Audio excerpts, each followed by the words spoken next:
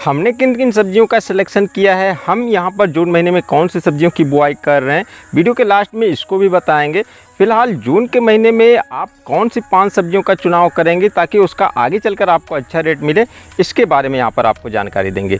आप जून के महीने में बैगन का सिलेक्शन कर सकते हैं। बैगन का जो प्लांटेशन किया जाता है, इसकी पहले नर्सरी तैयार की जाती है, तो जून महीने में आप इसकी नर्सरी तैयार कर सकते हैं। और यदि आपने पहले से नर्सरी तैयार किया हुआ है तो जून महीने में आप इसका प्लांटेशन कर सकते हैं। बैगन की फसल 8 से 10 महीने की अवधि तक चलने वाली फसल होती है और इसमें यदि फल छेदक कीड़ों से आप बचाव कर ले जाते हैं तो प्रति एकड़ 350 से 400 क्विंटल के आसपास का प्रोडक्शन आप यहाँ से ले सकते हैं। किसान भाइयों, बैगन के बाद अगली फसल की बात करें तो आप यहाँ पर बरसात के समय में टमाटर का बुआई कर सकते हैं।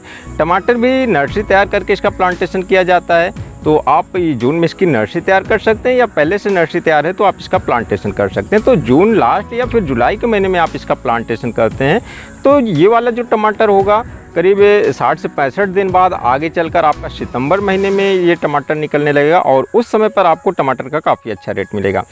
इसके बाद अगली फसल की बात करें तो आप यहाँ पर कुछ मचानबिद की भी सब्जियों की बुआई कर सकते हैं। आप अपने खेत में कुछ सीधी खड़ी फसलों को लगाइए, कुछ मचानबिद वाली फसलों को लगाइए, कुछ लंबी अवधि की फसल को लगाइए और कुछ शॉर्ट अवधि की फसल को लगाइए।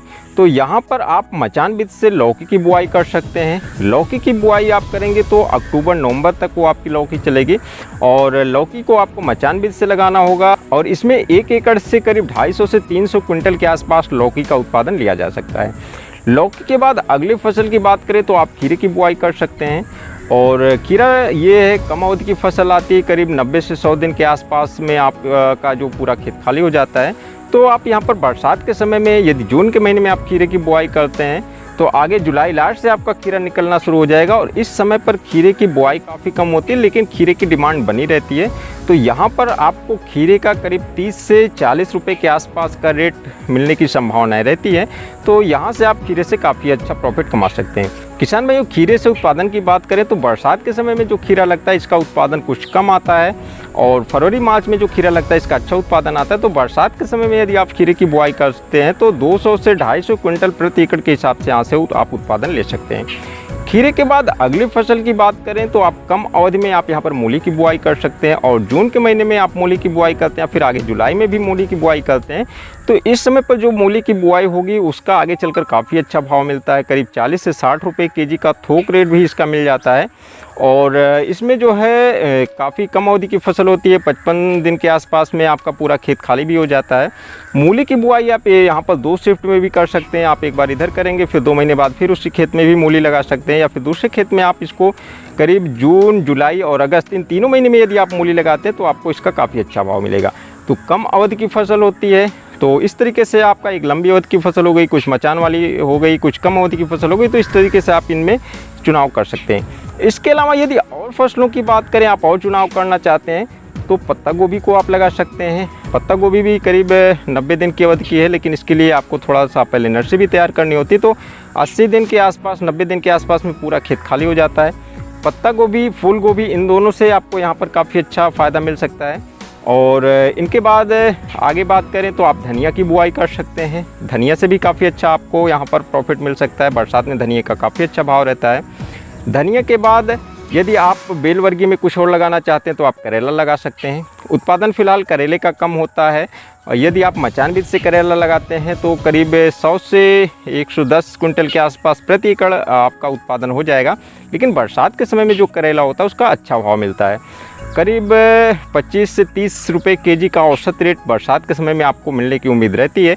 तो करेले की बुआई आप करते हैं तो उससे भी आपको काफ़ी अच्छा फ़ायदा होगा।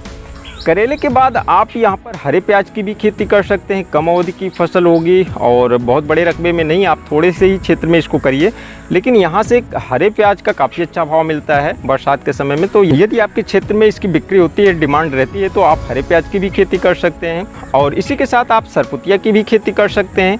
लेकिन इसमें एक दिक्कत होती है कि इसकी तुड़ाई आपको रोज़ रोज़ करनी पड़ेगी और तुड़ाई थोड़ी मेहनत वाली होती है। तो यदि लेबर की सुविधा उपलब्ध है आपके यहाँ तो ही आप सरपुतिया की खेती करें। लेकिन यदि आप बरसात के समय में सरपुतिया की खेती करते हैं तो निश्चित तौर पर आपको करीब मिनिमम जो रेट है 20 से 25 रुपये जाएगा, लेकिन मैक्सिमम आपको 60, 70, 80 रुपये केजी तक का रेट आपको सरपुतिया से मिल सकता है। उत्पादन काफ़ी कम होता है लेकिन रेट अच्छा रहता है, डिमांड हमेशा बनी रहती है, तो सरपुतिया से भी काफ़ी अच्छा फ़ायदा कमाया जा सकता है। सरपुतिया के बाद यदि बात करें तो आप शिमला मिर्च की भी बुआई कर सकते हैं। शिमला मिर्च से भी बरसात के समय में यदि आप शिमला मिर्च लगाते हैं तो काफ़ी अच्छा आपको भाव मिलेगा। वैसे शिमला मिर्च का ओवरऑल साल भर में काफ़ी अच्छा रेट मिलता है। साल के कुछ ही एक आध महीने में भी इसका रेट हल्का डाउन होता है, बाकी हमें इसका हमेशा अच्छा रेट मिलता है। तो आप शिमला मिर्च की भी खेती कर सकते हैं। तो यहाँ पर आप इन सब्जियों में से आप किन्हीं 5 सब्जियों का 4 सब्जियों की सिलेक्शन कर सकते हैं और फिर इनकी खेती कर सकते हैं।